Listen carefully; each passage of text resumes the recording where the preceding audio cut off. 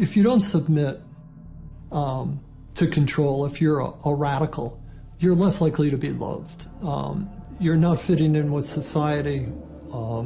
You're viewed as an outsider. So there's a lot of social prohibitions about the outsider and the person who's going to upset things. From the time we're very young, we're taught to, worship authority basically because that's our key to survival as young children.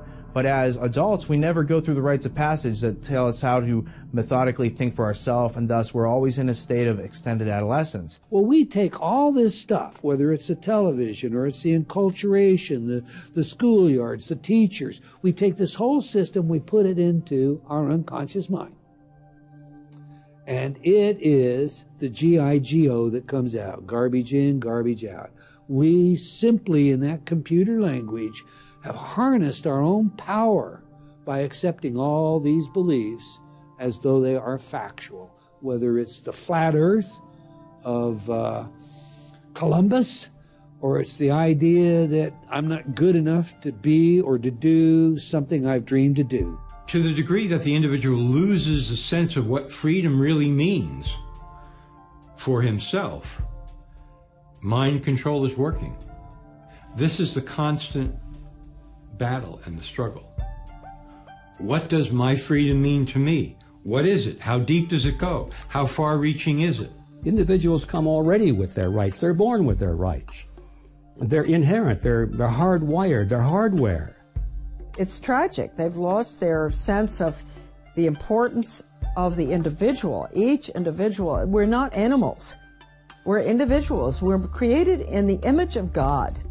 And so what you have is everybody's born into this control structure. Everybody's born into authority. Everyone's born into this situation. But just because you have an authority making decisions for you at some point when you're very young, too young to take care of yourself, doesn't mean you should always cater to authority your whole life. Fatalism, defeatism, what Bob Marley called mental slavery. That's a huge thing that he would sing about. How do we emancipate ourselves from mental slavery? Have we moved to that point of such slavery that we're too far gone? And just kind of letting it all flow by and being apathetic about it just gets you in a position of being controlled. There are some people that don't care. There are some people that don't know and don't want to know. It is very frightening. If you really look at it, you would be left with the understanding that you were obligated to do something about it. And, people work really hard every day, and they just want to relax and enjoy their life. We have established a framework for the most part, works pretty good. People enter into this contract with society. That contract allows them to follow certain rules and expect certain returns on their investment of working within the framework of the contract. I would say in the next 50 years, if large numbers of people don't become consciously resistant to the overall mind control exerted on society, we're going to see many more people who really truly resemble androids. People induce this themselves by looking out at the world and saying, it's too dangerous for me to tell the truth or to say what I really believe or express how I really feel. It's much better if I fabricate a completely synthetic personality that's going to sit back here and remain passive. That's how it works. The idea of short-term gain, basically giving up freedoms. Giving up freedoms is never a good idea. Since the dawn of time, small groups of human beings have instilled artificial circular limitations on the minds of their subjects through the procession of history. Traditionally, the limitations are imprinted on the servile population through a cunning use of language, instruction, and media for the purposes of conquest, social cohesion, and authoritative order by harnessing the human resources of the broad population. Human history reflects countless stories, regardless of what era you happen to live in, and the common thread throughout these stories is that of the struggle between the state, whatever its form, and the individual, the goal of which is to harness and subsume the individual, willingly or unwillingly, into its group collective. The role of authority is a predatory system that sees the individual basically as a unit of energy. The first forms of mind control go back to prehistory. And you would simply have a priest class that developed technologies of herbs and medicine and had a value to the tribe. But pretty soon the priest class would start studying the sky and when there were solar and lunar eclipses and would say, hey, the sun's not going to come back on this date unless you make me king or unless you give me total control. And the people would say, okay, we saw the eclipse when you said it was coming. You know, the snake god ate the sun of the moon. What do you want? I want your firstborn child. Sacrifice him to me. Every culture does that. Every culture at one time or another demands human sacrifice because that's the state or the priest class demanding absolute, total fealty and submission to it. Mind control has existed since the dawn of time. Only the methods have changed. Elites have always known, if I can control the minds of my people, I control them. Only the technology has changed. It's still the same program. It's never stopped. Sun Tzu, within the works of The Art of War, talk about the fact that if you can understand your enemy so well to the level of where you can psych him out, basically defeat him before you put one boot on the battlefield, you've become a true master of your domain. The Greek author Plato embedded several key characteristics of ruling groups in his monumental work known as The Republic. Therein, he introduces the term cybernetics as a description of steering the ship of state, emphasizing crowd control. Plato memorialized the essence of the scenario used to control individuals to this day, to make them part of the group or state. This is famously known as the allegory of the cave, a useful strategy which is emblematic of the history of mind control.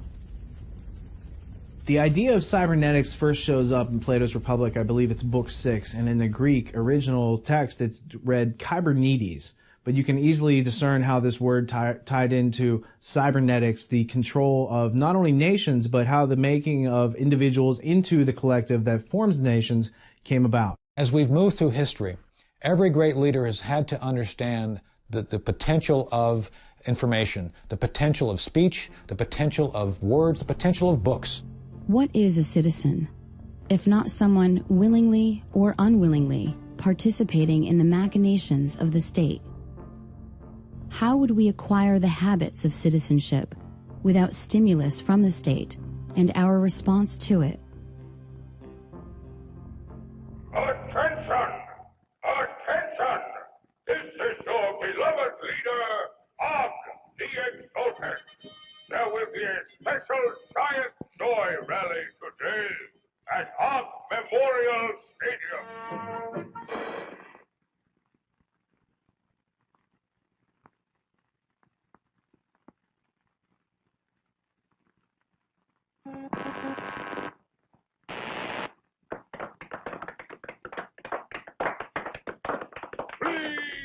Weakling!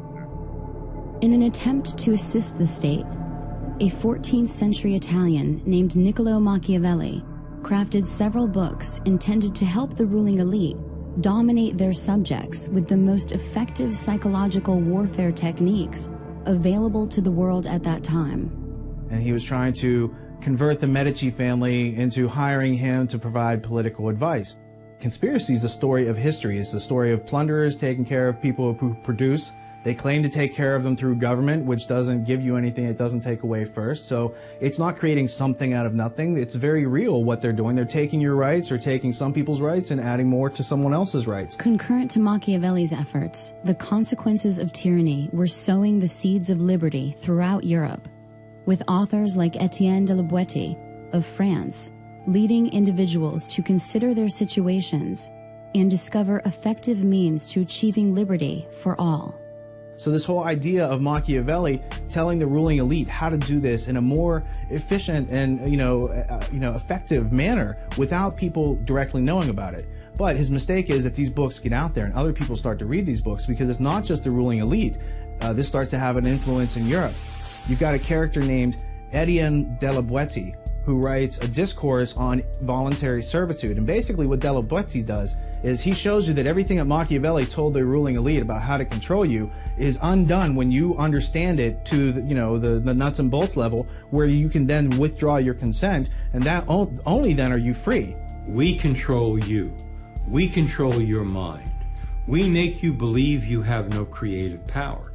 We make you forget you have imagination, which is the core capability from which you can invent your own reality. The myriad components of collectivism combine to form a comprehensive system for transforming the individual into a cog within the machinery of the state. The first step is to remove self-reliance, thus creating dependence on the state or collective.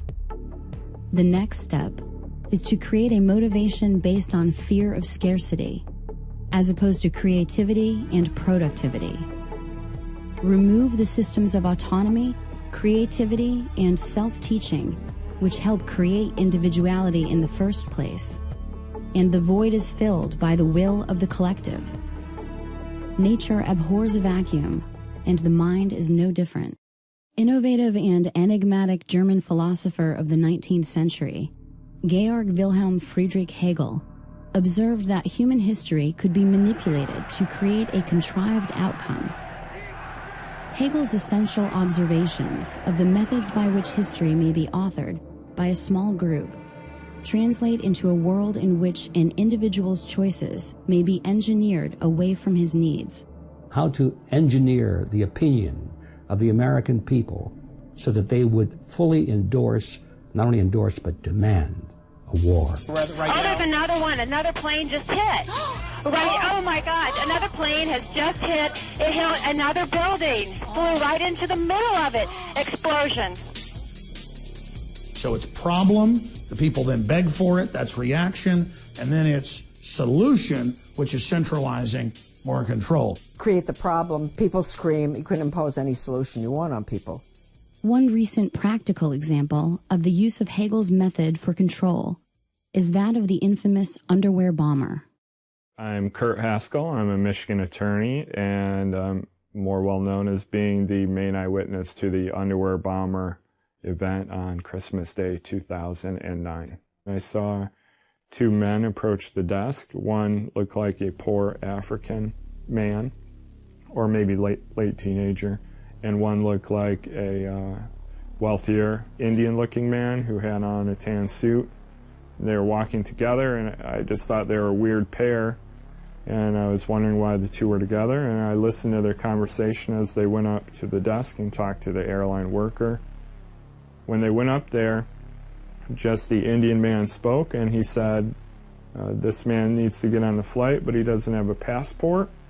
And then the airline worker said, well, he can't get on the flight without a passport. And then the Indian man kind of argued with her, saying, well, he's from Sudan, and we do this all the time. The student from Nigeria smuggled explosives onto a flight in his underwear. Prosecutors staged a demonstration of what might have happened. but something went wrong. Abdul Muttalab's trousers burst into flames. Passengers and crew grabbed him. The plane landed safely. A source has confirmed that Farooq Muttalab is the son of Alhaji Muttalab, former chairman of one of Nigeria's biggest, wealthiest and most respected banks, First Bank of Nigeria.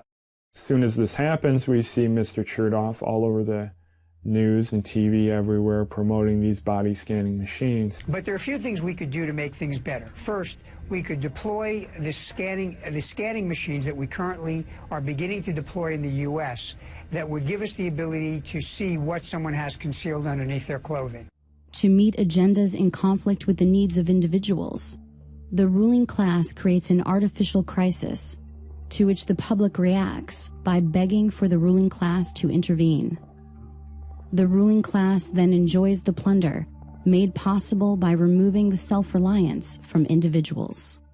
Good morning, everybody. Today's hearing is the third in a series of subcommittee hearings focused on some of the causes and consequences of the 2008 financial crisis, a man-made economic assault on our country that is still foreclosing on homes, shuttering businesses, and driving unemployment.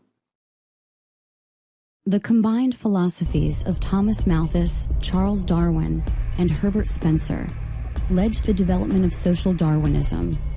Social Darwinism grafted the concept of the survival of the fittest onto the larger social framework.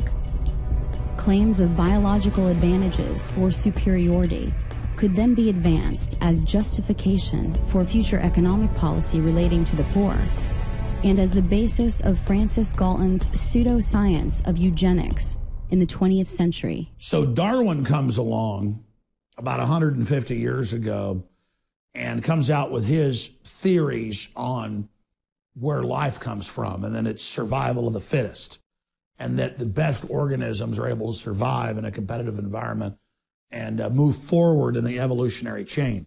And whether that theory is correct or partially correct or totally wrong is a side issue. The robber barons, the British royalty, the J.P. Morgans of the world publicly adopted the idea of Darwinism and merged it with predatory eugenics. And the eugenicists, who have always been looking for scientific causes to justify their sinning, if you will, that's what they found so useful in Darwin's work, is they said, we've already had this belief system that we're better than you, but we now have science to back it up. Our entire current civilization, what we know as globalism, the New World Order, is based on eugenics scientists that developed their theories in the last 200 years, mainly in England, Germany, and the United States. The entire science of genetics, biometrics, eugenics, computers, all of it came out of the search for a system of total control over humanity.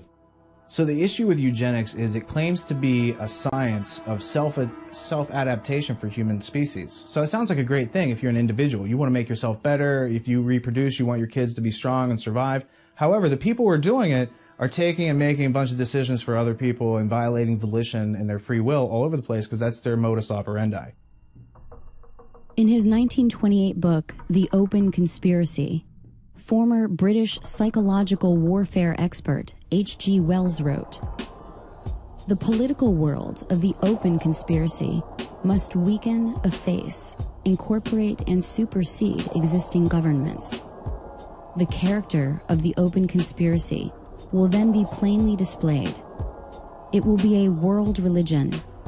This large, loose, assimilatory mass of groups and societies will definitely and obviously attempt to swallow up the entire population of the world and become a new human community. The immediate task before all people, a planned world state, is appearing as 1,000 points of light, but generations of propaganda and education may have to precede it." The government of England put massive funding towards the study of humans, and not just medicine, but human behavior. And so all the sciences that the British Empire used on countries that it was attacking and regions it was conquering were also turned inward against their own populations. In 1948, Eric Blair, the British journalist and author who assumed the nom de plume of George Orwell, wrote the iconic dystopian novel 1984. In it, Orwell outlined a collectivist future governed by technocrats, in which a Big Brother totalitarian state maintains control of society through constant panopticon-inspired surveillance, fueled by a perpetual war and emboldened by both covert and overt forms of mind control and mass persuasion. The premise of the panopticon, it was an architectural design that was set up to maximize the power of surveillance. So if the prisoners didn't know, they could never tell if they were actually being watched at any one time, so they would have to assume that they were always being watched. Through 1984, Orwell introduced the concept of newspeak into popular culture, a debased language structure that would suppress the ability of the masses to upset the power of the state by regulating their thoughts through an illusory police force known as the thought police. Orwell's notion of doublespeak demonstrated the cognitive dissonance inherent in tyrannical structures. As the meanings of the words change, the meaning in society is lost. And fortunately, we have been able to raise our standard of living without sacrificing the spiritual side of life, which means so much to the American family. Thomas Henry Huxley, the man known as Darwin's bulldog, produced a number of grandchildren, the two best known and most influential being Julian and Aldous Huxley. Sir Julian Huxley, an evolutionary biologist, was elected as the first Director General of the United Nations Educational, Scientific, and Cultural Organization, and also served as both Vice President and President of the British Eugenics Society. So the Huxley family is highly interesting because T.H. Huxley is the teacher over H.G. Wells who becomes a famous protege. But Huxley's whole family is not only intermarried and working on these eugenics ideas themselves, but they have, he has a famous son and grandson and all sorts of famous cousins that tie into the Darwin-Wedgwood family. So notably, you have Aldous Huxley, who coins the phrase Brave New World in 1932 with his novel, which is really describing a technocratic future by which people are pharmaceutically drugged into loving their servitude. I think what is going to happen in the future is the dictators will find, as the old saying goes, that you can do everything with bayonets except sit on them.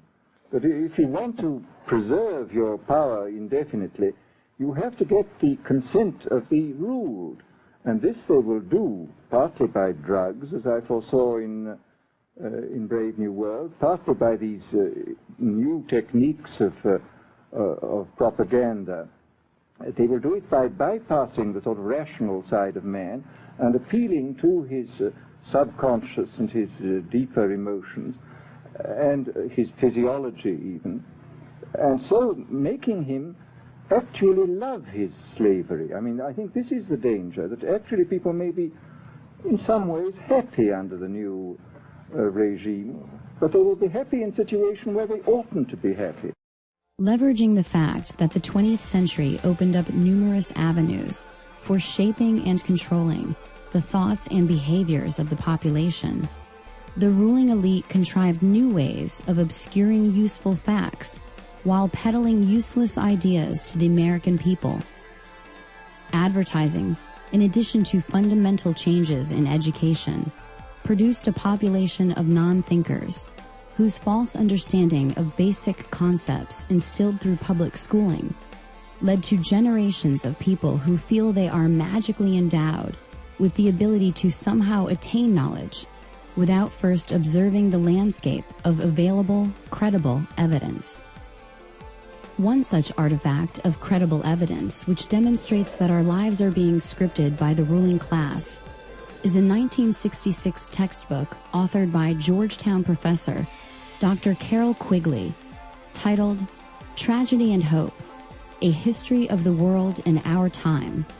In it, Quigley details a secret society, partially funded by central banker Lord Rothschild, enacted by Cecil Rhodes and led by Lord Alfred Milner in the Round Table Journal of International Affairs, which Quigley terms the Milner Group.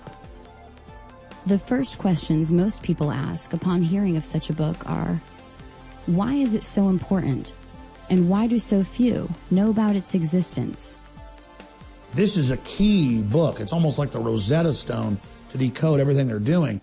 It's over 1,000 pages long with incredible, documentation in the bibliography of how this ruling elite based out of Britain is using a full spectrum dominance model to fund the communists, to fund the fascists, to fund the Democrats, to fund the Republicans, so that there looks like there's a choice, but everything really is moving towards collectivism for the general public, while the elite themselves are exempt from all their own rules. These are the ideas of people who plunder that care not about laws or boundaries or nations or your rights. They see might makes right. And so when Cecil Rhodes goes in and creates Rhodesia, and, you have South Africa and the De Beers whole cartel of diamonds and gold. And then you look at who Cecil Rhodes left his will to, who funded him to go down there and do that. You keep coming back to the historical central bankers that have been manipulating world events as we've been taught them for at least, since the beginning of our country. 1776, 1790 is when they start to gain a foothold. They then come over in the 1820s, 1830s, 1840s, pre-Civil War, gain a stronger foothold. And by the end of the Civil War, we're completely switched over to a system that we had fought 60 years before to overthrow. Once the power structure got all the best and brightest students of the world and put them through Rhodes Scholar type programs, not just in England, but in other nations, they could then control the brain trust and have a fully programmed new generation to take control of the governmental, corporate, and media systems to carry out the program. Their goal was to dominate all of those major power centers quietly behind the scenes. And by moving the leadership in a certain direction, then they knew that they could control the masses without the masses even knowing that they're being dominated and led by a very small, powerful elite group. In further pursuit of the science of controlling human resources, the last will and testament of Cecil Rhodes spawned the Pilgrim Society in both America and England, which created a global brain trust. Its goal? To assert global control by dividing its tasks into working groups, such as the Council on Foreign Relations, Bilderberg Group, and Trilateral Commission throughout the 20th century. In more recent history, the long-held beliefs of the ruling class regarding control of the individual's body by the undermining of his mental abilities were then furthered by the technological breakthroughs of the 19th and 20th centuries. In the 19th century, the Prussian government conducted research into the study of how to make individuals compliant cogs in the machine of their conflict-based empire. Prussian psychologist Wilhelm Wundt determined that the individual human being has no soul and can thus be programmed like an automaton or robot. You see, the social engineers don't need us under social Darwinism. We're scum to be removed. We are seen as nothing but biological androids or replicants from the Philip K. Dick book, Do Androids Dream of Electric Sheep, turned into Blade Runner. We're just seen as dumbed down biological workers. When individual identity has been forsaken, it is much easier to compartmentalize the minds of those being controlled. Various personages throughout history have described the human being as a machine, but it was the synergy amongst the work of Wilhelm Wundt, Ivan Pavlov, and many others, which scientifically quantified the individual as soulless, thus justifying manipulation to plunder individuals of their rights, transforming individuals into human resources. Our system is copied from a 1819 Prussian system that's a three-tiered education system. One tier is for the intellectual elite. The second tier is for the servers of the intellectual elite. They would be the professionals, the doctors, the lawyers. And the last tier is for the lay. It's for the masses. Education, as we know it, is nothing more than mind control. It is the science of control. And the British scientists, the eugenicists, came up with systems to dumb people down and make them submissive. But the German model, in fact, namely the Prussian model, that was designed to create soldiers that were owned by the state, but that were so brainwashed they were proud to go off and march into musket fire. That system, known as kindergarten, is the whole basis of modern Western education. How do you measure the achievement of a nation? If you want to know how we're really doing, take a look at our schools. For on what we're doing here and in schools throughout the world rests not only our future fate, but perhaps the very fate of civilization itself. Building upon this dehumanization of individuals to the animal state of stimulus response, Russian researcher Ivan Pavlov and American researcher John B. Watson conducted experiments based on classical conditioning, a simple manipulation of reflexes under observable conditions. These methods were then improved and perfected by Harvard psychologist B.F. Skinner. B.F. Skinner was also one of these famous American behaviorists, and he championed something called operant conditioning. Again, just a fancy jargon term for some basic common sense. And operant conditioning was really all about negative reinforcements like timeouts, positive reinforcements like food pellets and money, and punishments, which are like punishment, shocks. This operant conditioning doesn't work so good on anti-authoritarians, people who challenge and resist authority. And later on, research has shown that operant conditioning works best on people who are dependent, infantilized, in other words, made like children. When you ask yourself, as a teacher, as I have at the college level, what have I got that my students want? It's sometimes a pretty discouraging question. But you can discover things which will be reinforcing to students at any level. And that has been done. A great deal of progress has been made. There are things in an ordinary, even say a ghetto classroom, lower grades or high school, that can be used as reinforcers. You can have special foods at lunchtime, access to play space, privileges to associate with other kids of your choice. More and more of these things have been brought into play as the kinds of contrived reinforcers that can be used temporarily to get the kinds of behavior which will then eventually have their own natural consequences, which will be reinforcing. One of the notable things that separates human beings from other inhabitants of this planet that we call animals is our ability to form questions. And that allows us to remove ourselves from certain types of control. Now, animals are subject to many of the same sort of stimuli that can train and condition them to give you, you can make a pigeon, according to Skinner, that appears to know how to read and respond to lexicons. So it gives the appearance that the pigeon can read or that the fleas are trained, but really all you're doing is, reinforcing a random schedule of conditioning, taking natural characteristics and harnessing them. So what you see in the 20th century, not only with the eugenics crowd and all these other things that we've talked about, what you see is they go after the root cause of humanity. The root cause of humanity is that we've learned to, speak amongst ourselves, and we've learned to observe reality, remove contradictions, and get to that which exists. When somebody obscures that feedback loop between you observing and testing it out and verifying it, when someone obscures that, they can take total control of your awareness. These methods of classical conditioning had advocates in other fields equally or more influential.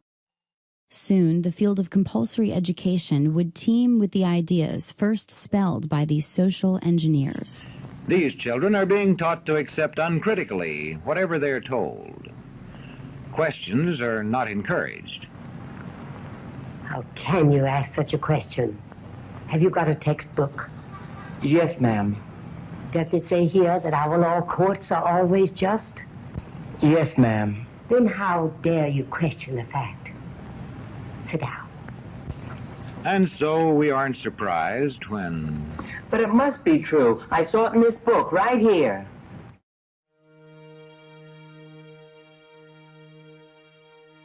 The education our children are going to get has nothing to do with education. It is training our children to be resources, human resources, that's the way they refer to us, to spin off profits for the globalists. The greatest barrier to discovery is not ignorance.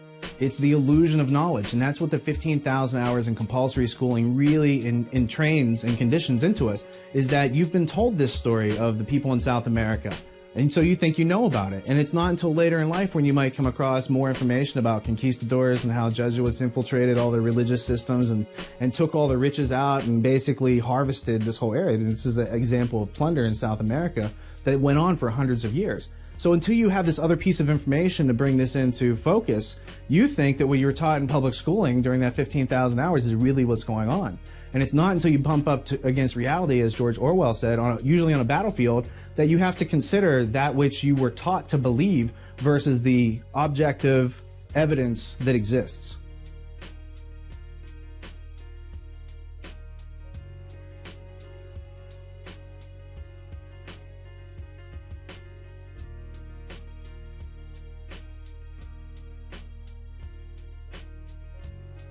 John Taylor Gatto was an award-winning educator in New York who took kids that couldn't even read or write, were headed for prison, and made them top-level students.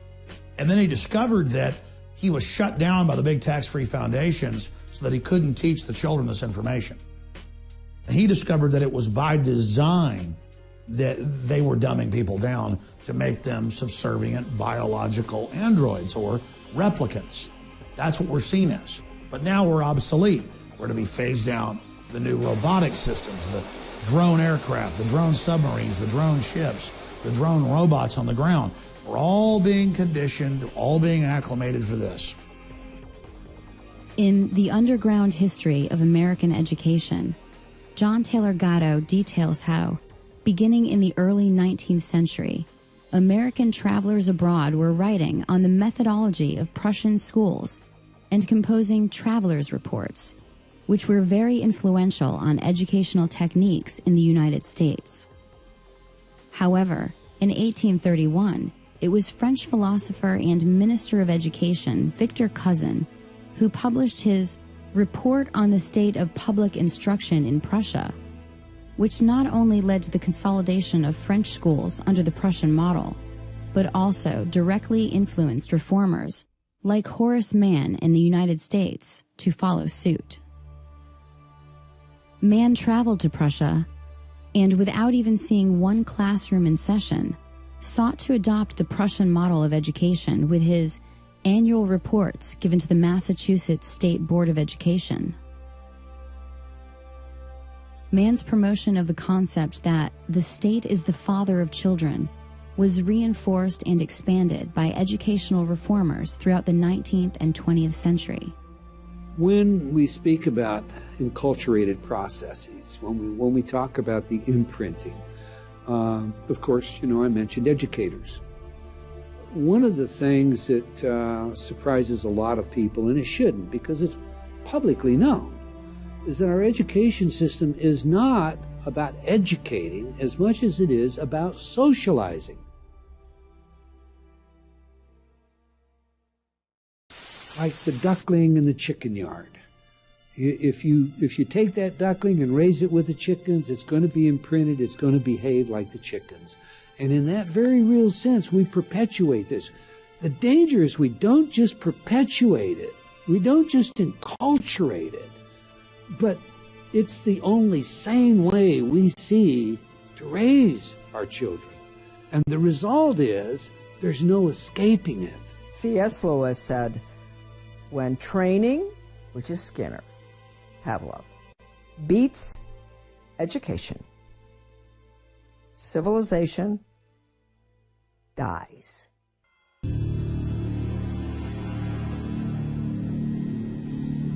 Although education has proven to be highly effective in controlling human behavior, more intensive research would need to be conducted away from the prying eyes of the public. The Tavistock Institute was set up by the British Empire to really study mind control and to scientifically drill down into human behavior and put in textbook form systems of basic control so that could be duplicated out to government and corporate entities. And Tavistock has been involved at every level of social engineering. The Tavistock Clinic was founded in 1920 and operated as part of the Psychological Warfare Division of the British military.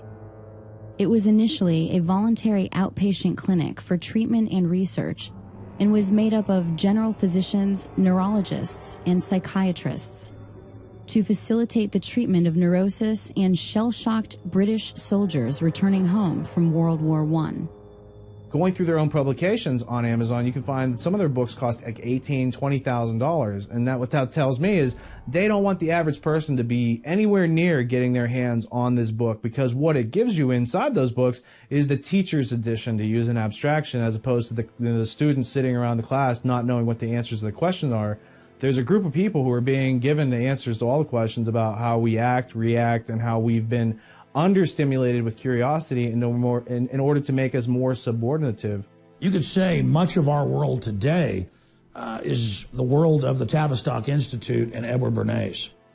Having been instrumental in the Tavistock Clinic and director of the Tavistock Institute of Human Relations, it was former officer and consulting psychiatrist to the British Army, John Rawlings Rees, who created the concept of the Psychological Shock Troops, or Culture Warriors, a federation of psychiatrists, which he intended to disperse across the globe to make it, quote, possible for people of every social group to have treatment when they need it, even when they do not wish it, without it being necessary to invoke law.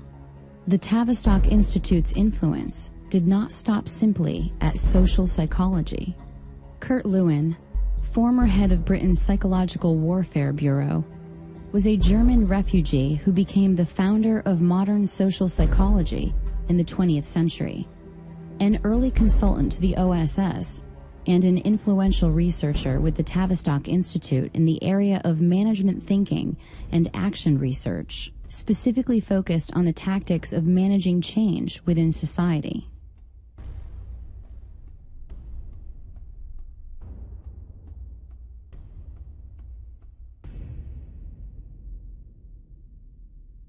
No organization of the size and scope of Tavistock can operate for long without ample funding.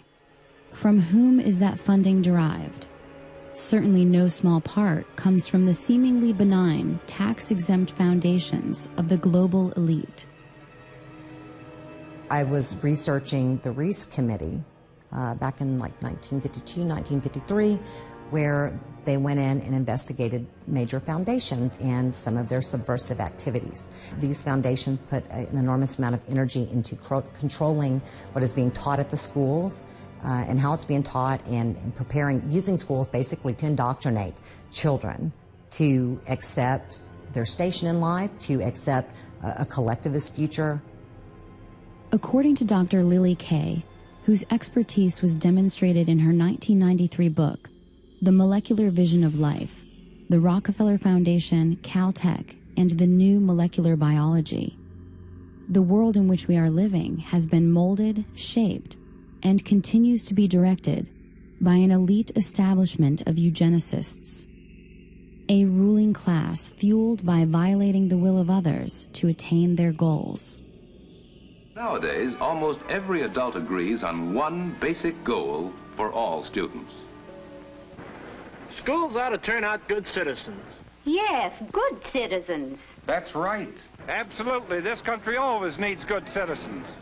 The real goal was to change America from an individualist system into a collectivist system, and in which case it could be merged with the rest of the world, and there would be this great new world order that we hear so much about in recent years. The purpose of creating tax-exempt foundations was not just to collect more money, but to invisibly assert influence over the power centers which control the programming of individuals, specifically to breed the self-reliance out of individuals and prepare them for the collectivist lifestyle planned by the ruling class. Their goal: to undermine personal liberty on biological, social, and economic levels. They came together and decided what they were going to do with this money was to gain control of education in America, not for a philanthropic purpose, but to change the thinking of the American people over a generation or two. The globalist social engineers hungered and desired and coveted the power that the liberty in the U.S. had created. They wanted to take it over, and the tax-free foundations wanted to use it as an engine of global domination, and they've done that. And the Reece committees were the only time when Congress stood up constitutionally and demanded all the big foundations come and testify and open their private books.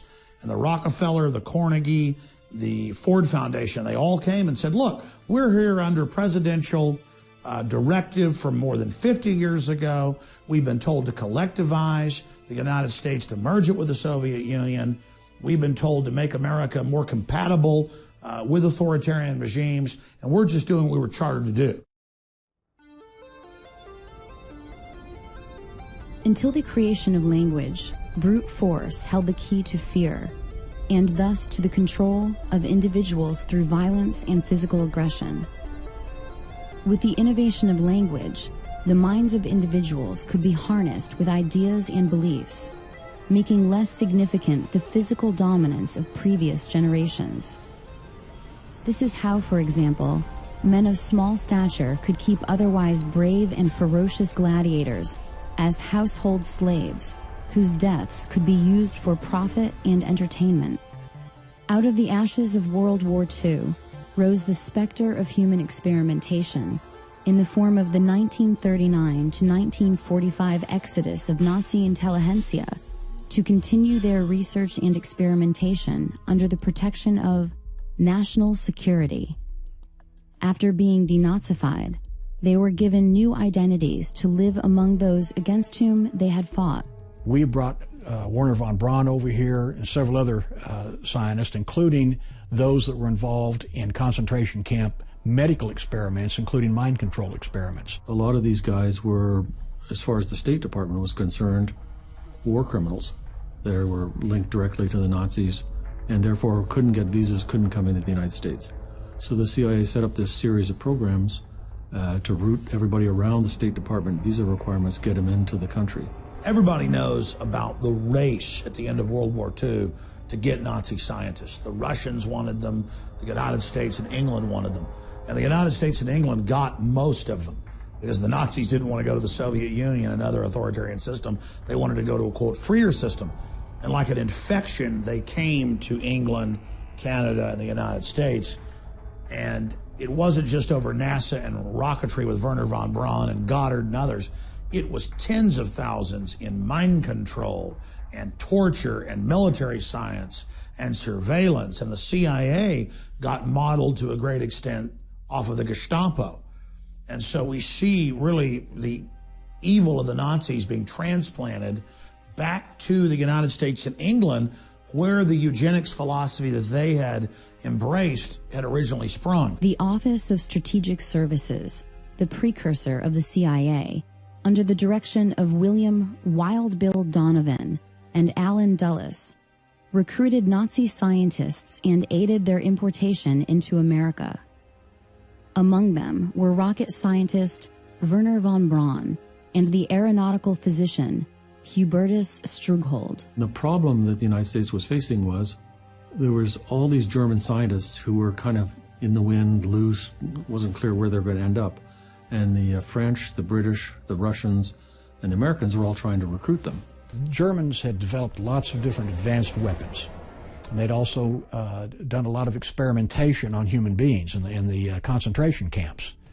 So they had a lot of medical data that we didn't have. They had, of course, the rocket scientists and the airplane scientists and all the rest of it. And Paperclip was our version of going into Europe and finding these guys and bringing them to the United States to work. What we're missing in the documentation, we have physicians, aerospace medicine people, film people, ball bearings, projectile experts, all kinds of scientists. We're missing from the story the psychiatrists. But there must have been psychiatrists brought over, in parallel to Strughold under Paperclip. German financing came from America, came from Wall Street. and came from American corporations. Even the political support that Hitler got in Germany was, to some extent, traceable to American influences. Prior to World War II, American financiers, banks, corporations, all decided that there was money to be made in pre-war Germany. After all, they all knew that Germany was preparing to become a military aggressor, and it needed money to construct vehicles of war. They were spending a lot of money designing and building tanks and airplanes and military carriers and things like that, submarines, ships, and there was money to be made. And so Wall Street and some of the largest corporations like AT&T and even Ford Motor Company got very much involved with the Nazi regime. The experiment that went on, became known as Nazi Germany, starts in World War I and the Versailles Treaty in Paris 1919, basically giving the Germans the short end of the stick, giving them war reparations that they can't possibly pay, totally unrealistic. Now, this famous German banker named Hjalmar Schacht gets together with a guy from the Bank of England named Montague Norman, and they create something in 1932 called the Bank for International Settlements. And they use this as a clearinghouse for all the national debts, but really it's being used to launder money. What you find then is that same group, Hjalmar Schacht, becomes Hitler's banker. So Hitler is totally financed by these people who are making their lives out of pulling the wool over other people's eyes. And at the same time, they want to have the National Socialist experiment to test out the Prussian education system that they are using and about to roll out all over the world. Following the 1945 completion of Operation Paperclip, the CIA created MK-Ultra, a top-secret mind control research project which was managed by Sidney Gottlieb under the direction of Allen Dulles. The program began in the early 1950s, was officially sanctioned in 1953, and officially terminated in 1973. The program engaged in many illegal, unethical, and immoral activities. In particular, it used unwitting U.S. and Canadian citizens as its test subjects, which led to controversy regarding its legitimacy. MK-Ultra involved the pioneering of many methodologies to manipulate individuals' mental states and alter brain functions, including the surreptitious administration of psychoactive drugs and other chemicals, hypnosis, sensory deprivation, isolation, verbal and sexual abuse, and other various forms of torture. When I interviewed John Marks about Search for the Manchurian Candidate, he said a very interesting thing to me. He had been given 10 boxes of CIA information on a Freedom of Information Act request, not his first. He had been trying to get this kind of information on the mind control program of the CIA in the 50s, 1950s, for a long time. And finally, as a kind of a sop, maybe even a joke, they gave him 10 boxes of materials that had nothing to do with the projects except the accounting data, the financial data, thinking that Marks wouldn't be able to do anything with it and CIA would be perceived to have fulfilled the FOIA request. But Marks was too smart for them. He saw into the financial data and realized what he had his hands on, that this was not only MK-Ultra mind control program of the CIA, but it was divided up into many, many, many sub-projects. And he had some of the funding details that provided the foundation for him to move forward in his research and discover what they were really up to. The military started the Artichoke Project, and the Bluebird projects, which I think was the Navy one, and they were trying to figure out, can we make a Manchurian Candidate? Can we make a super soldier? Can we control what people think and do and how they act on the battlefield? Can we make somebody braver than they really are? And it was getting up to where they were asking questions, can we create kamikazes like the Japanese had? In 1994, President Clinton created the Advisory Committee on Human Radiation Experiments, which was tasked with investigating the instances of federally funded research using ionizing radiation on human beings. Based on the documents made available to the committee, they identified nearly 4,000 cases of human radiation experiments taking place between 1944 and 1974. This included a series of federally funded experiments in which unsuspecting hospital patients were injected with plutonium. Many details of MKUltra experimentation were disclosed during a public hearing before the advisory committee. I'm going to start. My name is Valerie Wolf. In listening to the testimony today, it all sounds really familiar. I am here to talk about a possible link between radiation and mind control experimentation that began in the late 1940s. The main reason that mind control research is being mentioned is because people are alleging that they were exposed as children to mind control, radiation, drugs, and chemical experimentation, which were administered by the same doctors who are known to have been involved in conducting both radiation and mind control research. Written documentation has been provided revealing the names of people and the names of research projects in statements from people across the country. It is also important to understand that mind control techniques and follow-ups into adulthood may have been used to intimidate these particular research subjects into not talking about their victimization in government research. People talk about MKUltra in two senses. It's kind of like an umbrella term for all mind control programs. But technically, it's just a specific program that ran from the 50s into the 60s. And it stopped in 64. Therefore, MKUltra could not be operational today. But something like MKUltra with a different name surely must be.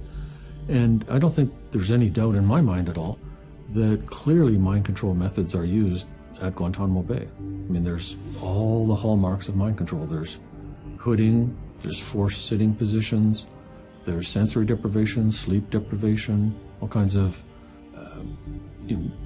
attacking the person's belief system, sexualizing the interrogation, subjecting them to things that go against their religious faith, probably hallucinogens and drugs, can't document that, waterboarding. So all the components of a mind control program are in place there. The hearings weren't really about that, and the women didn't have solid documentation, but they told the kind of stories that I hear over and over from mind control victims. So Claudia Mullen and Christine Nicola get up on the stand in Washington and they say, yes, radiation, but it was only one part of mind control experiments that we were subjected to by the U.S. government starting out when we were children. And then somebody on the committee said, from what I've been told by witnesses, pretty much, thank you very much, and now we move on to the next witness. Right? Like, let's pretend none of this took place.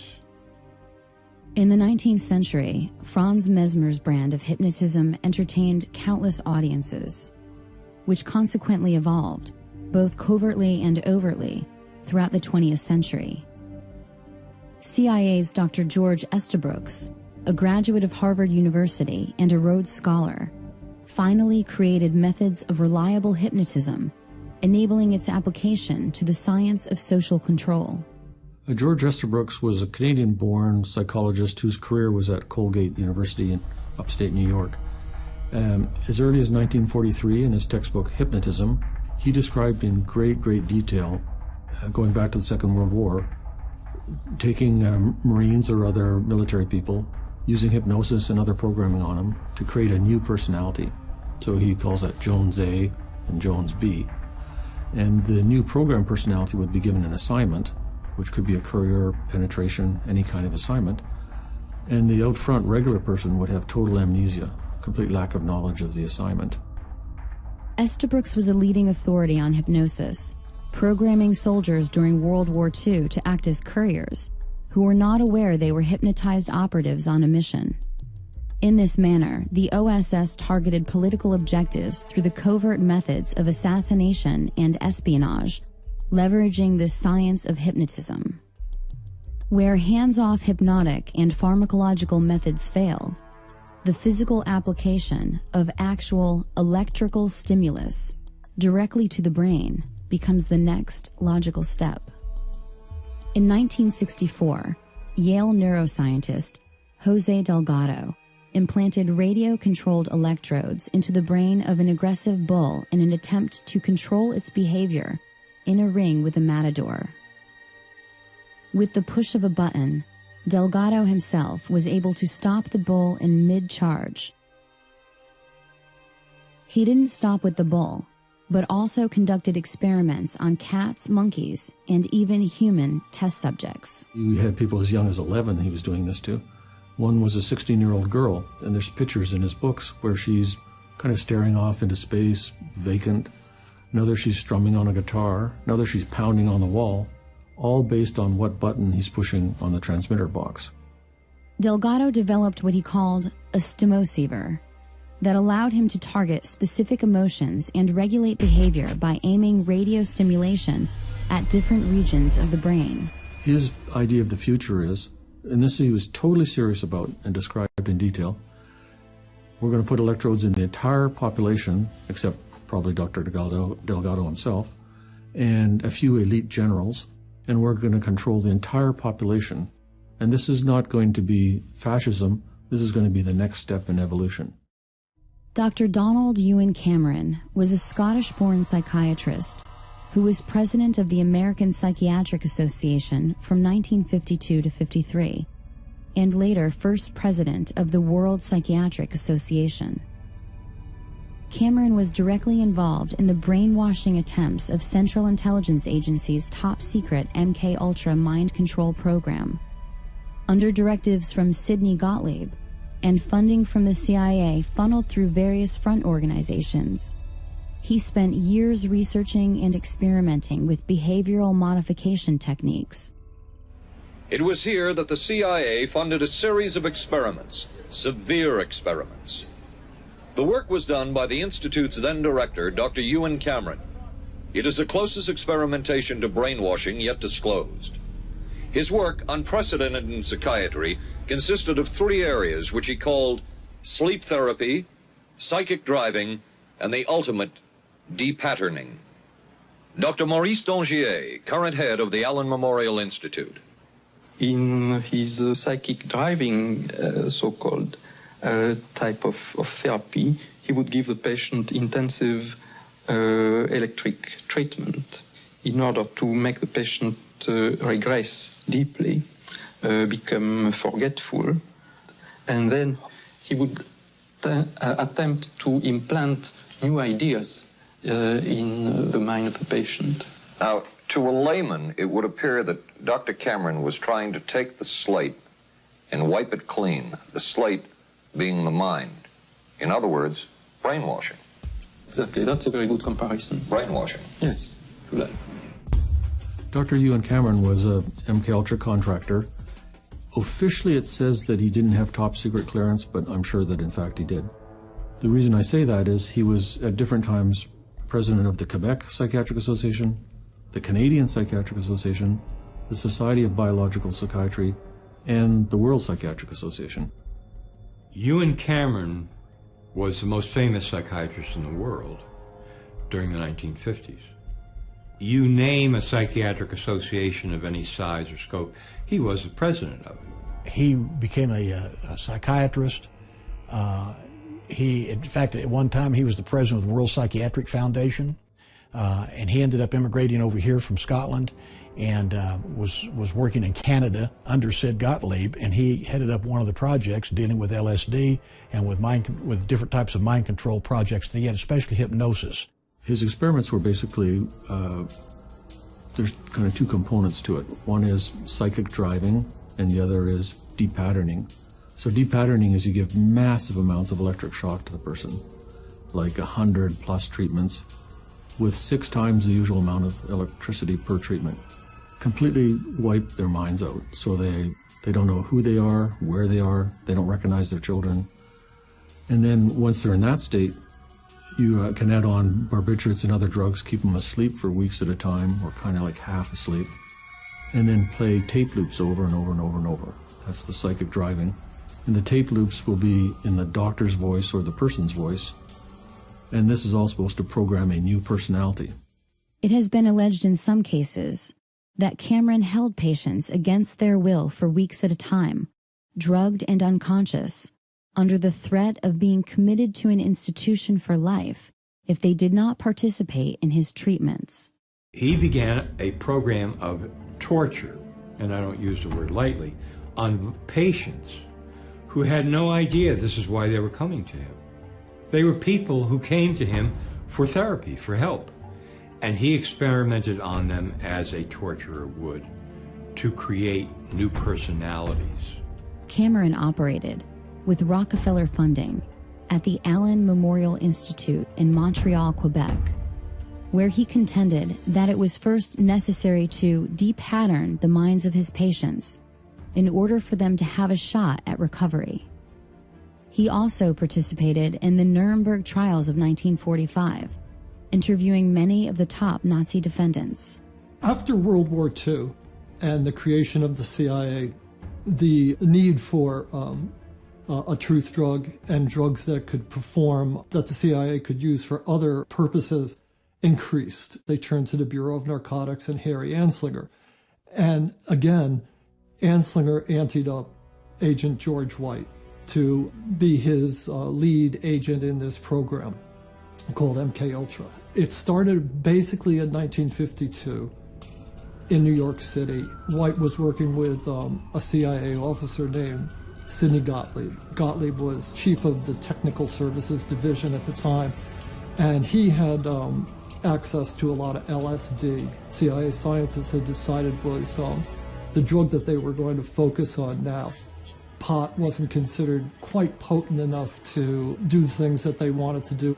White conscripted a couple of federal narcotic agents to help him, a couple of informants, narcotic agent informants to help him, and went into the streets of New York and got a softcore pornographer named Gil White to help him as well. Apparently White had his own sexual perversions, which have been written about. He was into S&M, so he had a couple of qualifications for the job, which went beyond just being a federal agent who could perform these functions. He actually was good at acting out the sorts of things that went on in the drug underworld. In 1953, the program was formalized, and it was called Midnight Climax. And White had a safe house in New York City, which the CIA outfitted with a two-way mirror, with microphones and recording devices, so that White and the CIA scientists could actually film people who had been surreptitiously dosed with LSD. The program expanded beyond merely LSD. And what they found out was that the safe houses themselves were probably the most valuable aspect of this program. Prostitutes that were in their employ that would bring people to these apartments, and they could actually record them while they were doing drugs. In 1960, the CIA opened another safe house in New York City. And I talked to the people who were running this safe house.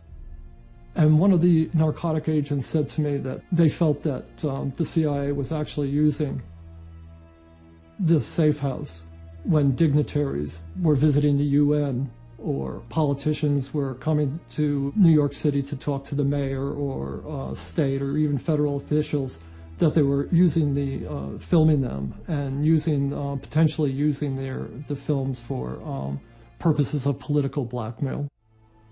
Another CIA-funded Harvard graduate was Dr. Martin T. Orne, whose expertise in hypnotism, psychiatry, and psychology was a valuable asset to national security.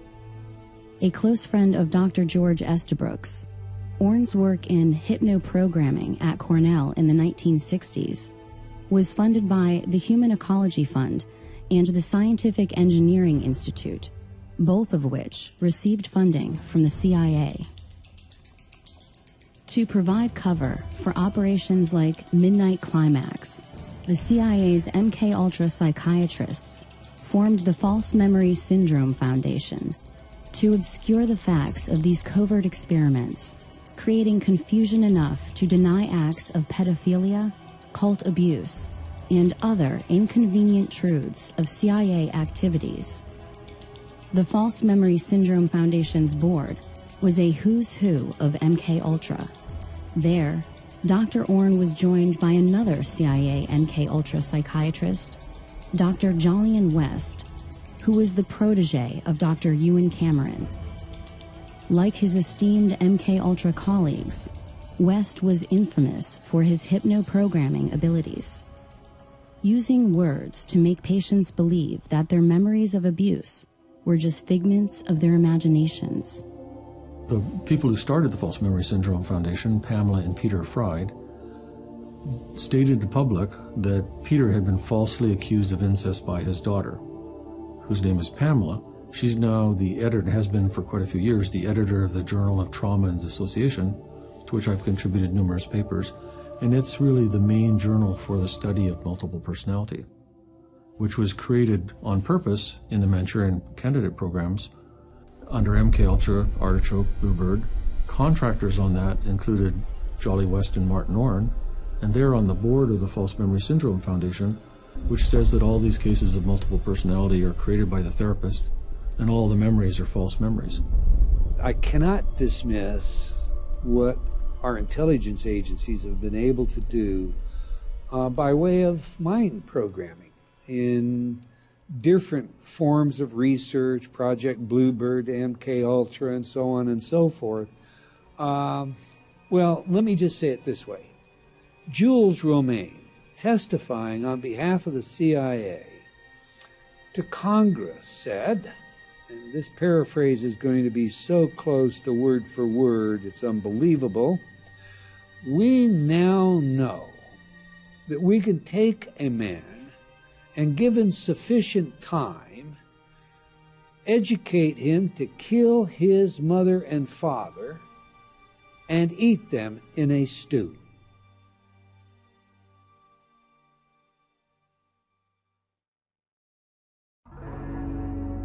How will power gravitate into the hands of those who control information?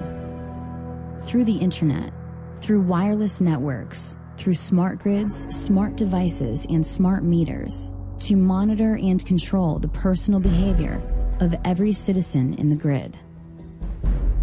How has the role of harnessing the minds of human resources shaped the 20th and now the 21st centuries? This single pattern emerges from all the seeming chaos. The role of science, as juxtaposed to the mind, has not been used to help individuals. Rather, at every turn, at every discovery's emergence, knowledge is being used to restrain individuals. Learned helplessness is just one example. And so in the 1970s, they discovered through these experiments with dogs that if you put a dog, or two groups of dogs in a situation, one group of dog, they had control over when they were being shocked. They could use their nose and hit a panel and stop the shock. And another group of dogs, they had the equal amount of shocks, but they no matter what they did, they couldn't control the stoppage of shocks. They discovered this phenomenon called learned helplessness, and that the dogs who had no control over stopping their shocks, they would become passive and depressed, and that when you put them in another task where all the dogs actually had control over stopping their shock by kind of jumping over this short barrier, the dogs that had learned helplessness, in other words, the dogs in the previous experiment who had learned that there was nothing that they can do to stop their pain, they did not bother trying. National elections is not equal to democracy. Democracy means you really have some power over things that affect your life, okay? But when Americans think that their democracy equals national elections, and they go and they have senseless wars and corporate control with a Republican in office like George W., and they think, well, we're going to stop these senseless wars and corporate control, and we're going to go and vote for Obama, this Democrat, and they get, what do they get? Senseless wars and corporate control. And so there's a kind of learned helplessness that sinks in there. How are the attitudes, beliefs, behaviors, and values of a society transformed such that the needs of the individual are always in conflict with the demands of the group? the early 20th century trend of conspicuous consumption, or the trading of that which is valuable and sensible for that which is superficial and frivolous, swept over America and other countries around the world, with the help of a few minds who were focused on changing our lives before we were even born. Edward Bernays, the nephew of Sigmund Freud, is well known as the father of modern propaganda and public relations, and for his application of psychological techniques to the field of advertising. People have a herd instinct. They tend to move in groups. They make conclusions based on emotion and feelings and desires. Edward Bernays, the nephew of Sigmund Freud, the archetypal psychologist, psychiatrist, openly bragged that there was a ruling elite that had taken control of society and that could basically program people like machines to walk off the edge of a cliff if ordered to do so. He was the guy that said, don't call yourself the Department of War, call yourself the Department of Defense. And he wrote book after book, like the book Propaganda, 1922, bragging about how we were all dumb animals and how the public mind was in his hand. They couldn't sell pork bellies. They were seen as junk meat, only used as flavoring in soups. They came out and said, no breakfast is complete without eggs and bacon, and showed a woman, in the newsreel sitting there cooking it. And he said, look, I can make these people do anything I want. And so he is really the archetypal father of brainwashing and propaganda right as the age of television began. And they took his sciences and just wrecked this country. Some of his most famous clients included Procter & Gamble, General Motors, General Electric, the United Fruit Company, Westinghouse Electric, Time Magazine, NBC, and CBS. He looked at what Uncle Freud had plumbed out, how the unconscious worked, and devised in his own mind the idea that you could cause people to do what you wanted them to do because they chose to do it. Indeed, in his work, Propaganda, he makes it clear that it is the duty of the intellectual elite to orchestrate the beliefs and behaviors of the public in order to have a cohesive society. They got together and said, well, people are too darn dumb. We have to program them mentally to do what they're supposed to do. Political science is largely based today on Bernays' work. In 1917, Bernays served on the Committee for Public Information, otherwise known as the Creel Committee, which set out to change public opinion in favor of the United States' involvement in World War I. At the request of Woodrow Wilson, Bernays personally attended the Paris Peace Conference of 1919, the same year that he would found the first public relations firm in the United States. Advancing some of this work, of course, he was commissioned by Woodrow Wilson and to assist in selling the idea of World War I, that it was about spreading democracy throughout Europe. He is, for all intent and purposes, the father of what we call today neuromarketing. It has been widely reported that Joseph Goebbels had employed Bernays' Crystallizing Public Opinion, the first book written on the emerging field of public relations, while formulating his own propaganda campaigns for Nazi Germany. Moving beyond Bernays, other luminaries in the manufacturing of public consent included Walter Lippmann and Ivy Lee, both of whom complemented these tactics by expanding the breadth and depth of mass media entrainment of individual minds. And then I read 1928, a book by Walter Lippmann talking about public relation and public opinion, and basically saying the same thing, that the public is not inherently irrational, but they can use PR and propaganda and media to play upon people's existing irrationality instead of introducing them to the concepts and definitions of that which exists. So instead of creating world peace by putting everyone on the same page, by giving us a method to discern fact from fiction, they use that gap in our perception to play tricks on us. So that's all I've ever seen during human history, is human beings playing tricks on other human beings. As for Ivy Lee, he was not only popular with some of America's most prestigious corporations and foundations, he also found time in his busy schedule to personally counsel John D. Rockefeller, to represent Standard Oil, and was one of the earliest members of the Council on Foreign Relations.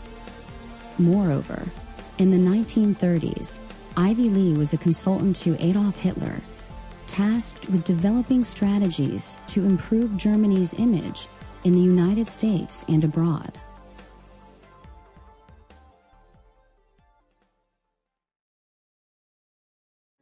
Kids are impressionable.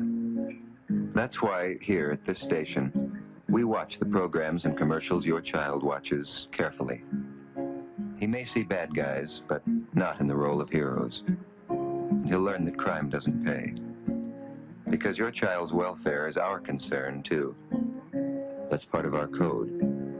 The code of the National Association of Broadcasters for television in the greater public interest.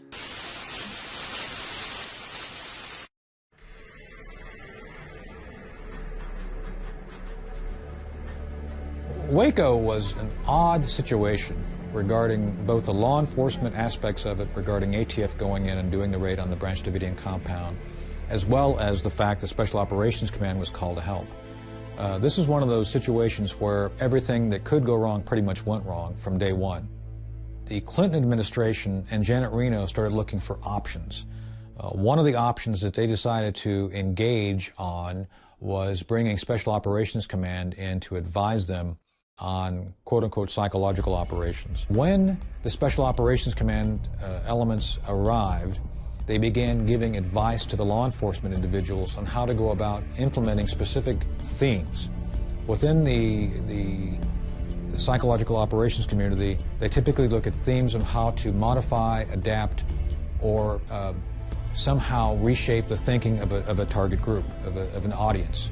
These specific techniques, which were brought to bear on the Branch Davidians, were developed for military operations overseas, primarily against a foreign target.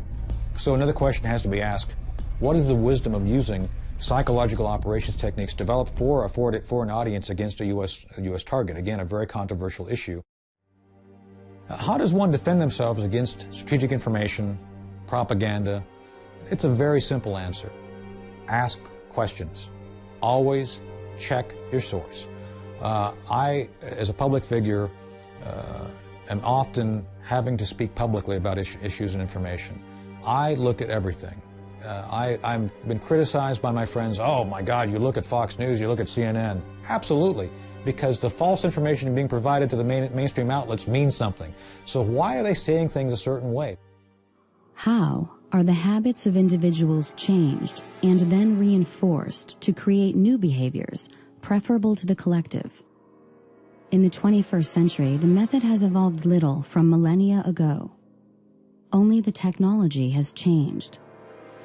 Today's television provides those who leverage public airwaves with an opportunity to control individuals far beyond the simple linguistic programming of radio. The major point of television is the commercial. The programming is designed to kind of keep people hanging in there long enough to watch a commercial, and that they're in a more passive, zombified state to buy into the goofy, silly commercial. That is the point of it. You are willingly subjecting yourself and your family to psychological warfare assault, not just with the semantics, not just with the messages, but the very flicker rate of the television, on record, patented to put you into a dreamlike sleep state where you're highly suggestible. You think you're looking at a constant picture. You're really not. On modern televisions, you're looking at LEDs, and they're going on and off. Because they're going on and off, there's a brain entrainment process that takes place. To make it real simple, it comes down to this. Research shows us that the average person, when placed in front of a television set in less than 3 minutes, will go into alpha. Hypnosis is, for all intent and purposes, objectified by brainwave activity. If I'm looking at your brainwaves, an EEG, in normal consciousness, you're operating at what we think of as beta. So you're going to be 15 to 30 cycles per second. 30 is on the stress side, but that's typically where you're going to fall. In alpha, you're going to be 7 to 14 cycles per second, 8 to 14 cycles, depending on the scale. Now, alpha consciousness, for all intent and purposes, is a state of hyper-suggestibility. And it keeps people sedated. You know, they use them in televisions are used in prisons. They're cheaper than hiring more guards. Of course, people are going to be then told that it's okay not to just have one television, but to have 3, 4 televisions in a house, and to be not watching it just on a normal television set, but on their phone and on their laptop. And you want to normalize this kind of crazy thing of people spending 5, 6, 7 hours a day watching television. Television has been the ultimate tool of mind control. And for more than 60 years, children are set in front of it as a babysitter, while they are bombarded with images of violence and decadence and corruption. And what it does is it just acclimates the child that when they see a real person dying on the street, they don't go over and aid them. We see this happening because, oh, that's entertainment.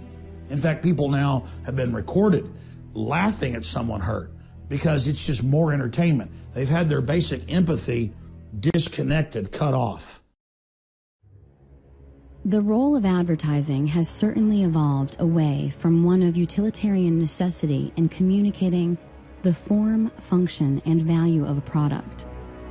The application of the behavioral and psychological sciences has played a seminal role in the way corporations now sell products to consumers in American society and internationally. In 1921, after leaving Johns Hopkins University, John B. Watson, the founder of behaviorism, took a job with the J. Walter Thompson Company, and by 1928, he was vice president of the entire firm.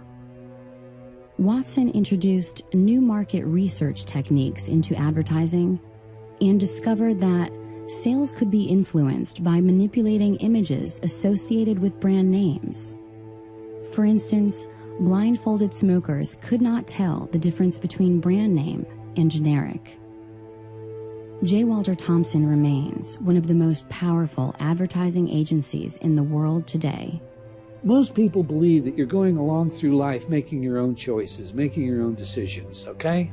You know, I decided to do this, I decided to do that, I did that. By watching the brain live time, neuromarketers today know exactly what product to place where, how to package that product, what colors you're going to respond to, what images you're going to respond to, what kind of pre-programming already exists that they can couple it to. And so when you have a society where people are being told at every level to consume, to buy their way into happiness, and that's their only salvation, that's their only way into happiness, is to then you have what I call a kind of fundamentalist consumer society. How is that problematic? Why is that dangerous? Well, when you have people who only care about buying things, you're gonna make people weaker in a lot of ways. You're gonna certainly make them less self-reliant. And when they're told that you just buy things, buy your way into happiness, they don't realize that you can gain strength by doing a lot of things yourself, okay?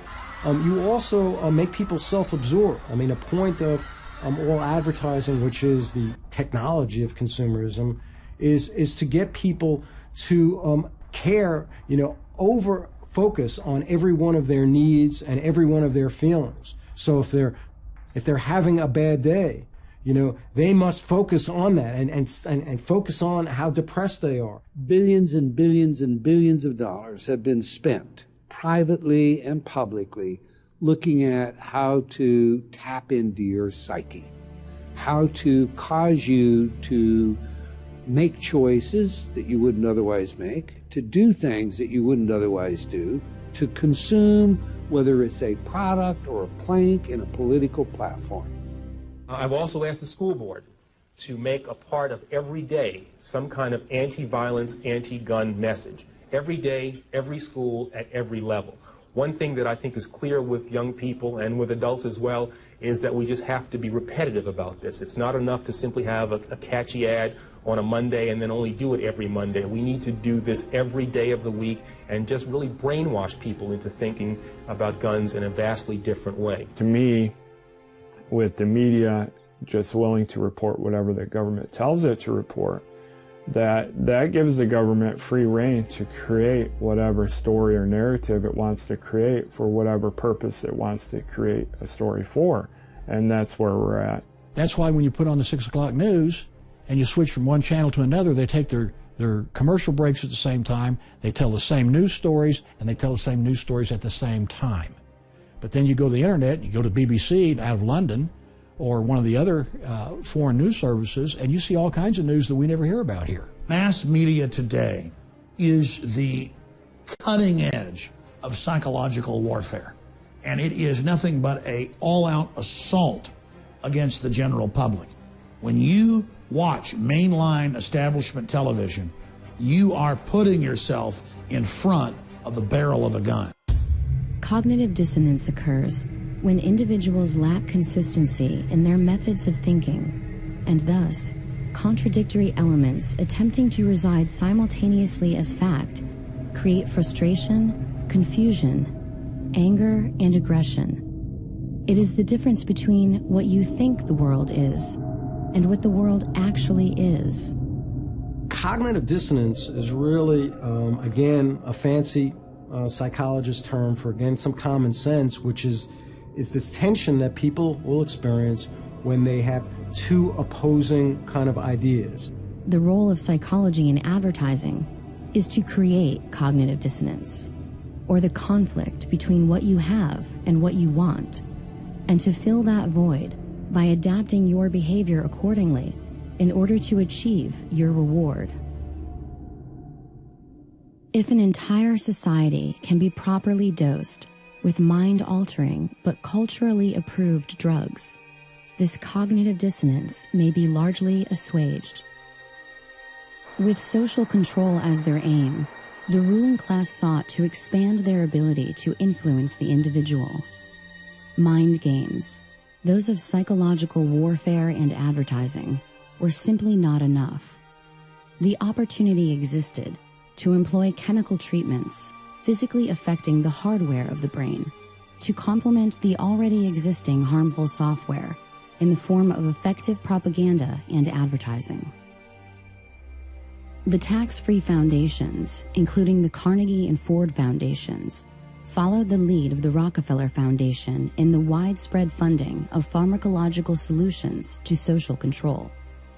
And they say, we will give you $1 million for your medical school if you teach pharmaceutical drugs in your medical school. So the doctors come out, they're very happy because they got this wonderful building, all these high-paid teachers, the best talent, the best brains you can buy, all funded by tax-exempt foundation money. But what comes out of that is that the doctors are taught drugs, drugs, drugs. Psychiatry itself as a profession is one gigantic mind control operation. What happens when the habits demonstrated by groups of individuals reflect the outsourcing of their intelligence to so-called experts and authoritarians who are self-appointed to make decisions on their behalf? You can have a psychiatrist testify in court that somebody has ADHD or clinically depressed or this or that, but every one of those official mental disorders is a total lie and a fraud because there is no diagnostic test for any of these disorders. Not ADHD, not bipolar, not depression, not schizophrenia, not anything that you've ever heard of that is a discrete mental disorder. The American Psychiatric Association has a committee, and they create this thing called the DSM, their Diagnostic Bible. And they decide what goes in there. And they decide that certain people who don't pay attention to boring things have this disorder called attention deficit hyperactivity disorder. You know, and if you accept that you have a disease, as opposed to like, well, maybe I'm somebody who can really pay attention to things that are interesting me, but I'm somebody who's stubborn enough to not really want to pay attention to things that are boring for me. And that maybe that's a good thing. That's how you maybe have something really a worthy contribution, as opposed to allowing people who are bores to fill up your whole life. You only want to listen to things that actually really are interesting for you. If you accept these ideas, though, that you have a disease or there's something essentially wrong with you, you're going to be more a prey to authorities controlling you. And some of these drugs, such as the SSRI antidepressants like Prozac, Paxil, Zoloft, and so on, are known to induce violent behavior, including suicide and homicide. And you have a profession like psychiatry that is seeding the country, like planting seeds in a garden and a farm with these diagnoses and these drugs. This is Operation Chaos. Part of the problem of psychology, psychiatry, when it comes to diagnosis is that they really seem to have no political awareness of their pathologizing of anti-authoritarianism, of stubbornness, of rebellion. This is, I think, a part of the reason for that is I think that an overwhelming number of psychiatrists, psychologists, mental health professionals are more kind of compliant people. And when they see non-compliant, more stubborn, more oppositional kinds of patients, especially young people, that creates a lot of anxiety for them. And so you have this power, and you do this for 10 years, 20 years, 30 years, 40 years, 50 years. These little seeds, which are drugs, you see, that affect the brain in various unpredictable and horrendous ways. And you have that power to do that for 50 years. Don't you think you could really call that mind control? That's mind control par excellence. If habit is thus the enormous flywheel of society, and habit keeps us all within the bounds of ordinance, then it is our habits which enslave us to the so-called children of fortune. For their fortune exists only because our habits prevent us from outpacing the status quo and growing in the light direction. How might we begin to change our habits such that our actions are no longer in conflict with our needs as individuals to survive and thrive in this world? And what will happen if we do not resist? We're heading toward a system where we're going to have economic collapse, real crisis, be much worse than anything we've seen. We're going to be in a position where most people won't understand how it came about. They won't realize that it's the result of government policies, of corrupt politicians, and so therefore they're going to go to those same corrupt politicians and endorse the same policies, and we're going to get more of the same. And that is where we're headed. It all goes back to people who are smarter than us, who are polymaths, who are organized and have a lot of office supplies and infinite money because they can print it out of thin air and everyone else takes it and says, this is real. That's not real. Your mind is real, objective reality is real, wisdom is valuable because we can learn how to survive together with that. But all these things that they make us think are valuable, like petroleum or any of these other commodities, they're all fear-based. And if we just really understood what was going on in our voluntary role in it, we wouldn't play such a role in our own servitude. So we come to a point in our lives where it's fair to ask, what was the last original thought you had?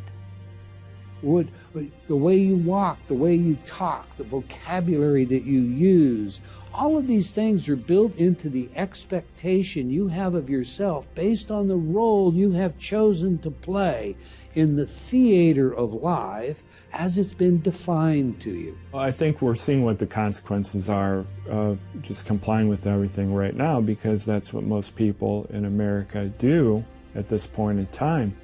The consequences are every day you're losing more of your constitutional rights and your freedom is being taken away more and more and more by this all-encompassing security state being brought to you by your United States government. If you out there watching don't wake up and begin to investigate these facts and prove them for yourself and take action against these people, you are not just committing suicide against yourself, but against all of good humanity. The consequences to non-resistance of control is losing everything that makes us human, that we love, that we cherish. Now think about which laws have been passed recently to give you more rights.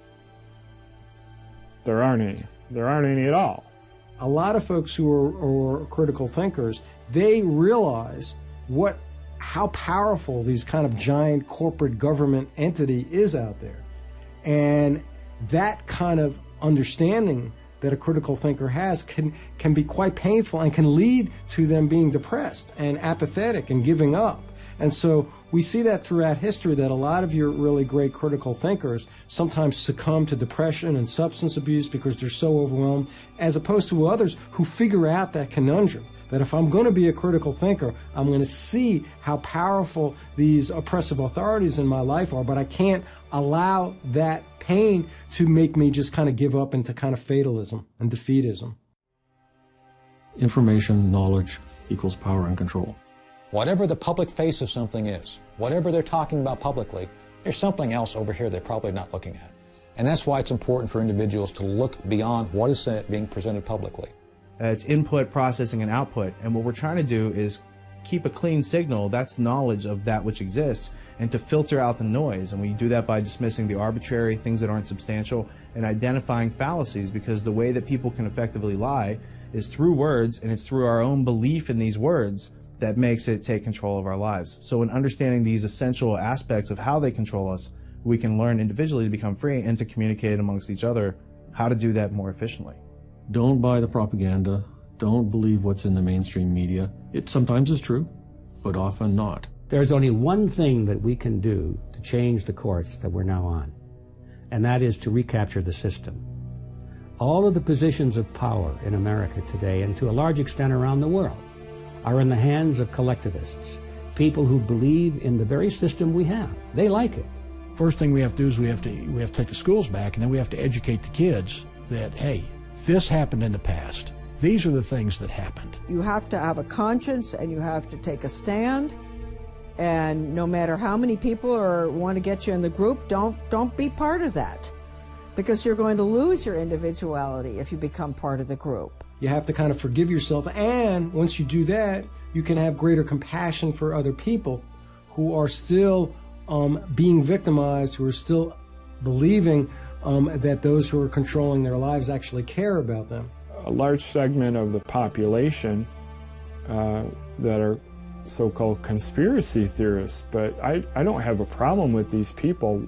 They should be questioning things that are going on, because we can't trust the media to accurately report stories. Activism can help a society that's already falling under the weight of its own stupidity fall a couple of generations earlier, all right, to be able to move into a healthier society. When you get down to the ideas of what we can do to free ourselves, you have to first look at what exists. So what exists is, this system is organized, it is there to control the crowd.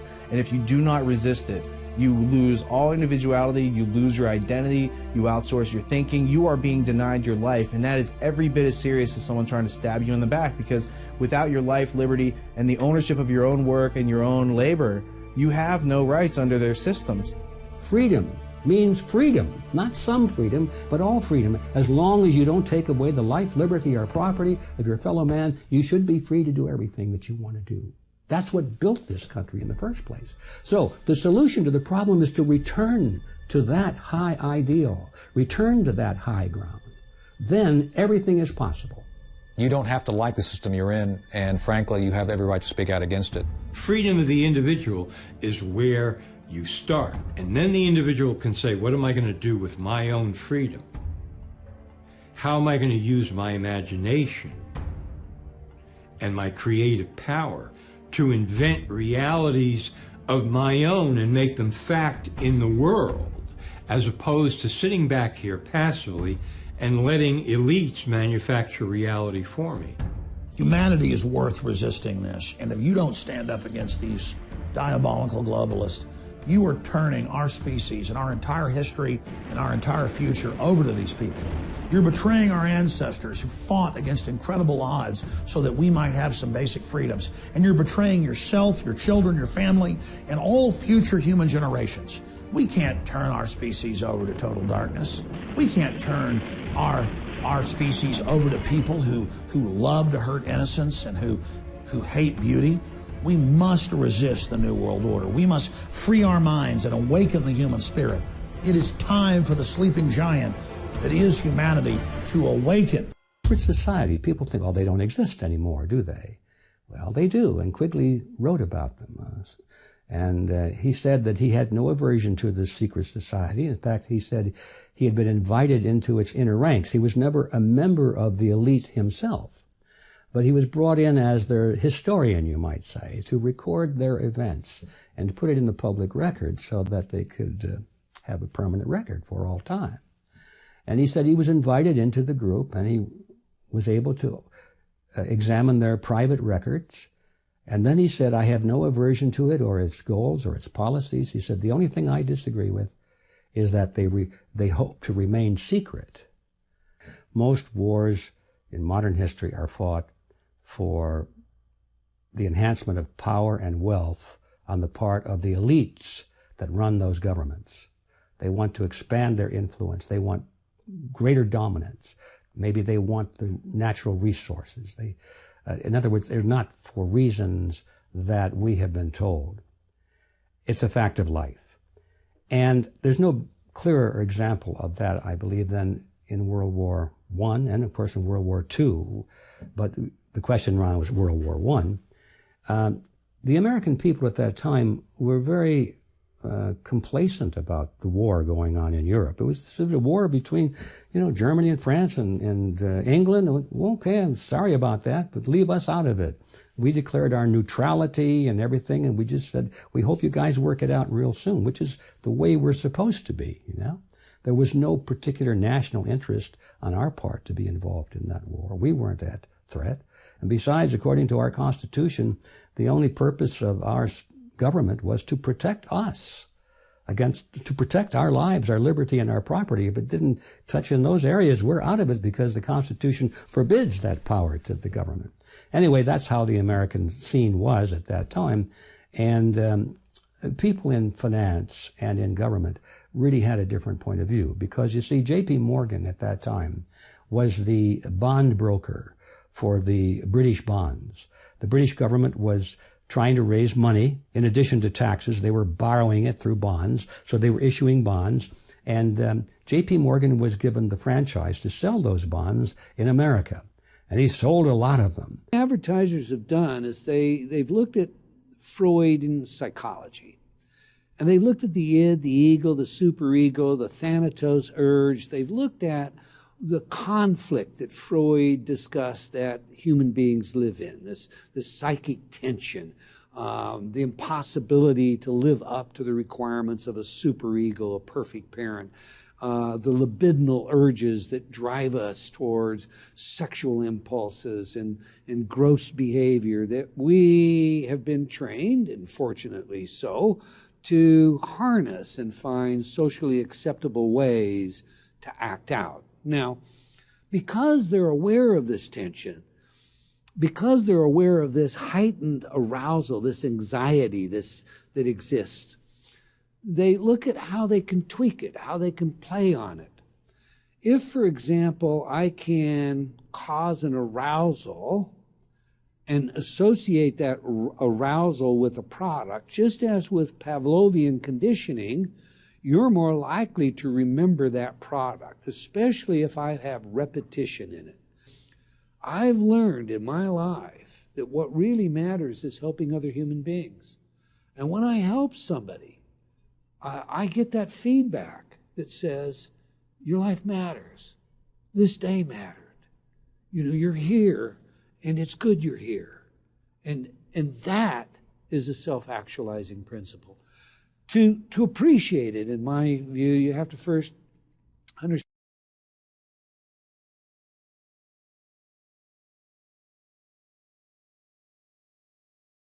the libidinal urges that drive us towards sexual impulses and gross behavior that we have been trained, and fortunately so, to harness and find socially acceptable ways to act out. Now, because they're aware of this tension, because they're aware of this heightened arousal, this anxiety that exists, they look at how they can tweak it, how they can play on it.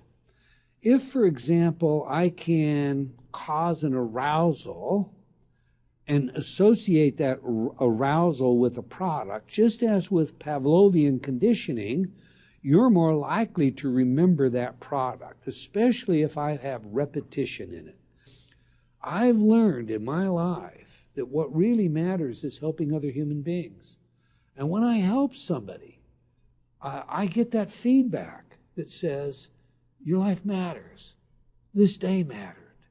You know, you're here, and it's good you're here. And that is a self-actualizing principle. To appreciate it, in my view, you have to first understand who you are, break free from this manipulation, stop the cycle that we all get caught in, and convolute the model. Convolute the model instead of looking, what is it that I can get? Maybe think back to Kennedy's words. It's what you can give. Don't ask what you can get from your country, but what you can give to your country. You know, don't get up in the morning with, how much do I get, but what can I give? I know this. It doesn't matter if you're an attorney, you're a doctor, you're a plumber, you're an auto mechanic. When you do your very best to help that person that comes to you as a customer, not to take their money, but to help them, to sincerely help them, you make a difference. Doing your very best is as close as you're ever going to get to being your very best. Cheating yourself by whatever means, whether it's on your taxes or not keeping your word, or cheating yourself is cheating yourself. I'll say it again. Doing your best is as close as you'll ever get to being your very best, and there's very few of us in pursuit of that today. The fact that I can speak here freely to you, to all of us, is a great, I think, indescribable benefit of our society, one that we should defend tirelessly.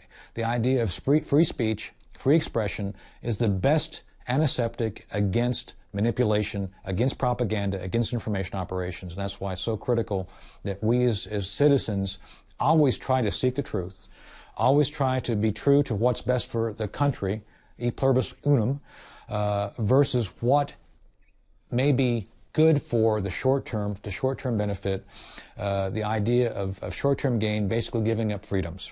Giving up freedoms is never a good idea, and frankly, once you give them up, it's always harder to find them again in the long run. Excellent. One more question. We can keep it short. You've already basically answered Sure. this, but we can. How do people? I mean, we're going to be talking to the audience now. How do the people who are learning about this? How do they defend themselves against strategic messaging that is not in their best interest? How does one defend themselves against strategic information, propaganda? It's a very simple answer. Ask questions. Always check your source. I, as a public figure, am often having to speak publicly about issues and information. I look at everything. I've been criticized by my friends. Oh my God, you look at Fox News, you look at CNN. Absolutely, because the false information being provided to the mainstream outlets means something. So why are they saying things a certain way? What does this really mean? Even false information means something. So that's why it's important to understand what's being said, when it's being said. In addition to that, then, you want to go to blogs, you want to go to original sources where people have firsthand experience. And you've got to combine all of these things to understand the world. The world is a complex entity. Frankly, one of the things which has happened that goes beyond, say, 2,000 years ago is the level and scope and availability of information. We are inundated with information. That's why it's even more important for individuals to sort through it as rapidly as possible, to seek the truth. And frankly, you know, people, I think, are smart enough to understand when something's true and something's not. I guess you could call it your spidey sense. If something doesn't look right or smell right, it probably isn't right. So go with that. Try to understand why you feel that way. Always ask questions. Never accept simply what is presented at face value. Trent Lott, Senator Trent Lott, spoke to me one time in the Fox Green Room when I first became a public figure in 2005. And his guidance to me has resonated. There's 2 points he wanted me to remember. He offered 2 points of advice. First point of advice was, in Washington, D.C., in this town where we're talking right now, it's never good to be right ahead of your time. Well, we found that out through Able Danger and the fact that we were so far on the cutting edge, people didn't want to hear what we had to say. And frankly, when it became public knowledge, people didn't want to talk about it. So that lesson is absolutely true. Senator Lott was absolutely correct. The second lesson he taught me, and this is something that I'm still learning today, he advised me that whatever they're talking about publicly, whatever the issue is in the news, whatever the information is about that topic, it's really about something else entirely. And I believe that to be true. Whatever the public face of something is, whatever they're talking about publicly, there's something else over here they're probably not looking at. And that's why it's important for individuals to look beyond what is being presented publicly and try to figure out for themselves what's really going on.